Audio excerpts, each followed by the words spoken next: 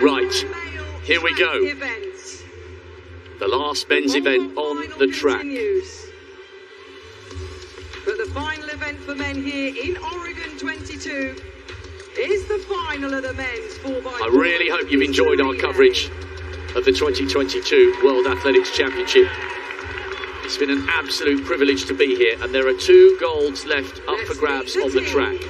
The Trinidadians are on the outside, running in memory of Dion Lendor, their great former teammate who passed away this January. We remember him fondly. Gold in London, 8th last year in Tokyo. The Jamaicans are in lane 8.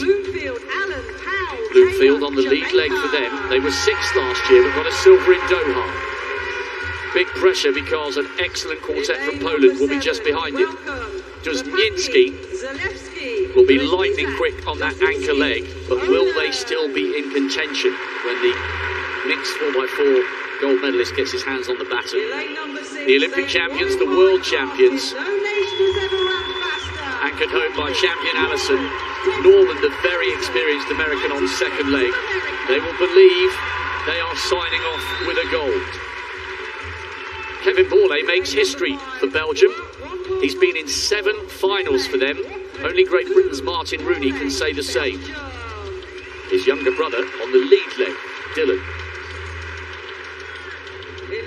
Some great one-lap exponents in the Czech Republic team, most notably Maslak on that second leg. Pavel Maslak, a multiple world indoor champion. Is it the last time we'll see him on the world stage?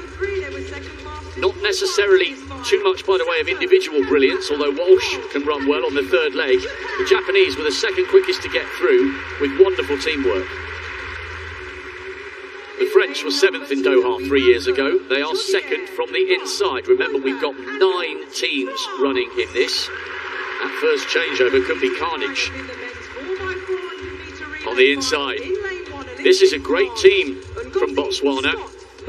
The Olympic bronze medalists have Isaac Makwala on the third leg, and their new national record holder Ndori on the anchor leg. This time they've got to try not to drop the baton.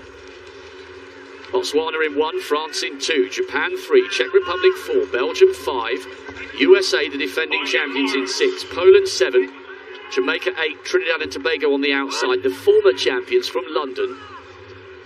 Watch for Jareem Richards on the second leg for them, the world indoor 400-metre champion. This U.S. team, lots of experience, lots of relay experience. Elijah Godwin has already run a couple of relay legs at this championship. He knows how to get out for the U.S.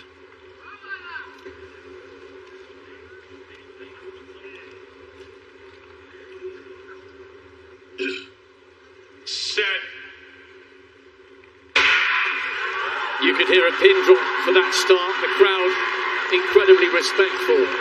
Now they unleash the full force of their voices as Elijah Godwin, fourth from the left-hand side, goes storming round that first straight, and now this second bend, really digging in. You can see him leaning into the curve. He's gone past Klepachi of Poland. St. Hilaire trying to hang on the outside. It is very, very tight. Look how close they're running to the spectators because we've got a full complement of 9. Godwin to Michael Norman. Watch for him to explode into life. What a brilliant individual goal, just beating Karani James. But normally you would see Michael Norman, the fastest 400-meter runner in the world, go off on the anchor leg, but why do you put him on second? Just so the U.S. can put this thing away early. You got champion Allison, who will anchor for the U.S. team. Look at Jareem Richards coming round for the Jamaicans, and that's a lovely flowing stride from Nathan Allen. Belgium into 4th with Vatrin. He's had a really good season over the 4 hurdles.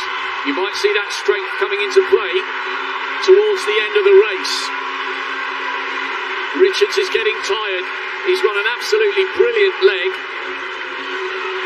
USA from Trinidad and Jamaica.